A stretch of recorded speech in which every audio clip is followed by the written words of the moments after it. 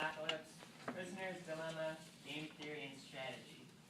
Hello everyone, as I said, I'm Kane from UWSP, and today I'm going to talk about Prisoner's Dilemma, some game theory and strategy, and I modeled a zombie apocalypse. I'm really pumped about this.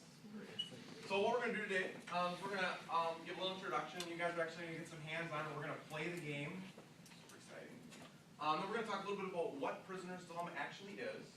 We're going to look at my game, the research, and the results that I came up with. Probably my favorite part. Before we get started, we have to define what is the zombie apocalypse going to be for our playing for today. So a zombie apocalypse is where the world as we know it comes to an end, when it is taken over by zombies, by the dead who are brought back to life without a soul, bent on eating people, particularly the flesh and brains. Those who are bitten by zombies become zombies themselves, creating a zombie plague. Civilization falls when only a few humans left alive, desperately fighting off the undead. So from now on, when I refer to zombies, okay, so what we're going to do now is I want you guys to actually be able to play my game and get a little hands-on before I talk about it. So you guys were given a handout that's double-sided. So on one side is the game, which is the same as what will be on the screen for you guys to look at. And on the other side, you guys are going to play the game exactly the same way that I collected research. Okay? So how the game works is you guys are going to have to find an opponent. Okay, so one of you is going to get to play as Rose, because she's Rose, so you get it, Rose. Okay. And then the other people are going to play as Colin. Okay, and the Collins go up and down, columns. Okay. The game is symmetrical, so it doesn't matter who you play as Rose or Colin, you have the same chance, okay, of surviving. So what you do is you're basically going against this person. Okay, you don't. So if Rose decides she wants to pick strategy A, which in this case would be run, so the context of the game, the world is filled with zombies, okay, and you want to survive zombie apocalypse, okay? So you have two major choices. You're either going to run from them, or you're going to fight them, okay? And your partner has the same two choices. So what you're going to do is, without telling your partner, you're going to say, think in your mind, do I want to run, or am I feeling good this morning, or what do I want to do, okay?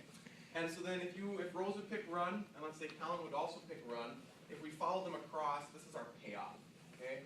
So our payoff from numerical value is defined by Rose and then by Colin. Okay, does that make sense? Yeah, okay? So another example, if Rose would pick fight and Colin would pick A, then we'd follow it across, okay? Negative numbers are bad, okay? Negative numbers means you die, that's not good, okay?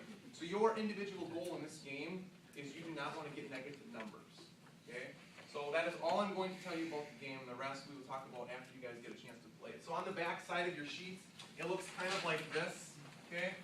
So you really only need one sheet per group of two, but if you guys want to, you can do it however you prefer. I know tables would have been a little better. So you have strategy and a payoff. So for example, if I was Rose, okay, I would hide, sneaky. I'm feeling good this morning, okay? So I'm going to fight, but I'm not going to tell my opponent that. Okay, so I cover it up, and then when Colin decides, then we show each other, and we're going to write down, okay, so if I pick B and she picks something else, let's just say my payoff in this case was -2, so I was in trouble and I died. My partner abandoned me. So does that make sense as to how you guys will? And then if at the bottom, I think you guys should like get up and mix around a little bit, okay? So if you could just mark whether you were two strangers or two peeps who got to meet each other for the first time today, or if you knew each other, you could just mark it at the bottom. Is that great? All right, so I'll give you guys a minute or two to play the game. Let me know if you have questions. Find a cool partner. Let's see if we can all survive. Game? Yeah? Excellent. So we'll talk about what all this means now. So first of all, let's talk a little bit about the mathematical solutions to this game. We're going to pull the math block, okay? So the flow or Nash equilibrium is the mathematical solution to the game. Basically, what that represents is total dominance, okay? So what that means is that if I was Rose, for example, if I picked run, okay, if I was Colin, my dominant strategy would be the one that would give me the best payoff, okay? So if Rose picks A, mathematics says if I was Colin, my options to get a payoff would be -2 or -1. Well, I would want to get mathematically -1 is a smaller number, or I mean a larger number, and so you would want to pick that one. And so that's why the flow goes to run.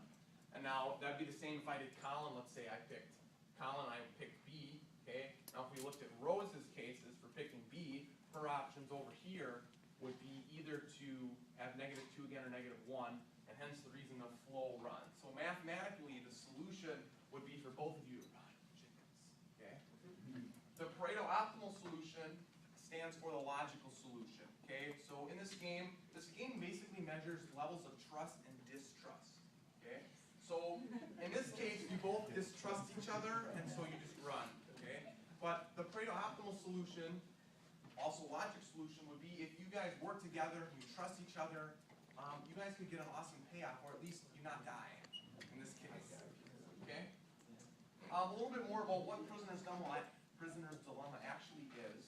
Some generalizations. Prisoner's dilemma is everywhere. We see it, you guys see it every single day in society and you don't even realize it. Things like paying your taxes, or like city ordinances such as snow shoveling, all those kinds of things. Those are all prisoner's dilemma, and you see them every day. And you guys do it in your mind, subconsciously, without even knowing it, okay? Some of the major properties to prisoner's dilemma, again, there are three big ones.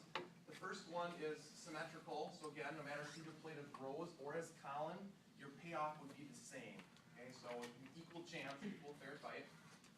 Fight, or in this case, fight has to be better for both than run. So again, this is mathematical properties to prisoner's dilemma. So this payoff here, VD, has to be mathematically larger than a payoff for both AA or run. That's properties of prisoner's dilemma. And the other one is that run has to dominate fight for both. So in our case, in prisoner's dilemma, again, with total dominance, we see that mathematically you guys should both pick AA. So now you guys know it's not two choice. So talk about what I did for my research was I measured levels of trust, and so I compared time from beginning to end, and I looked at two different things. Okay, I had two different groups of data. So I had people play this game as you people did with total strangers. So you didn't know the person, and then I also had a different group of data for people who knew each other. Okay, so it's tendencies, if you know each other, you tend to play a little differently than with somebody you've never met before. Okay? So this is what my research data looks like. Okay, so basically, each one of these stand for pair would be a group of two people who played the game. So I have a small sample of data here for people who knew each other and for people who did not know each other. Okay? The numbers represent the number of A's. So what I looked at was the first 3 iterations, or first 3 rounds and the last 3 rounds. So on your papers, for example, I would have looked at the first 3. So if this would have been Rose, and this would have been Colin. Okay, I looked at the first 3, and then I looked at the last 3. Okay? And so the numbers represent the number of A's. And so we can have a maximum number of 6 and a minimum number of 0 A's. And A's represents distrust, because you ran away from your partner. Okay? And some of the interesting things that I found were, if you notice, people who knew each other and people who did not know each other, they both started out with the same level of distrust. So when I looked at the first 3 rounds, both people who knew each other and did not know each other both had 32 A's in the first 2, which I found extremely fascinating. That people who did not know each other versus know each other, you guys start out trusting each other the same. And then what we found in the end, which was kind of expected, is that if we look at the last 3, there were 40, and for unknown there were 45, so we had a net change of 13 for people who did not know each other, and 8 for people who knew each other.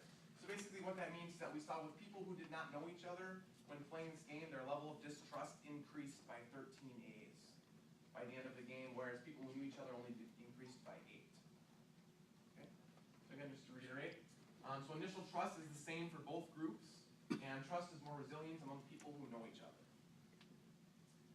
Some future directions I could take this game would be to look at it as an n-persons game. So before, when we looked at the game, that would have been here. This is only for 2 people, but I would be interested to see what would happen if we looked at a large number. I mean, we could stretch this out infinitely if we wanted, and we could look at number of others choosing to run.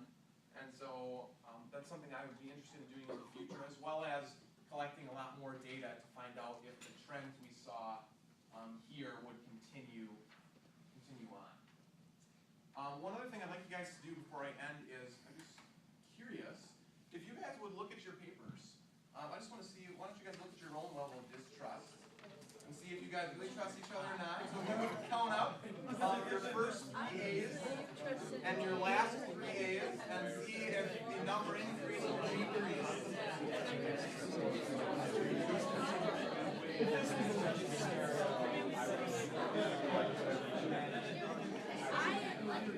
was legit zombie, like really close.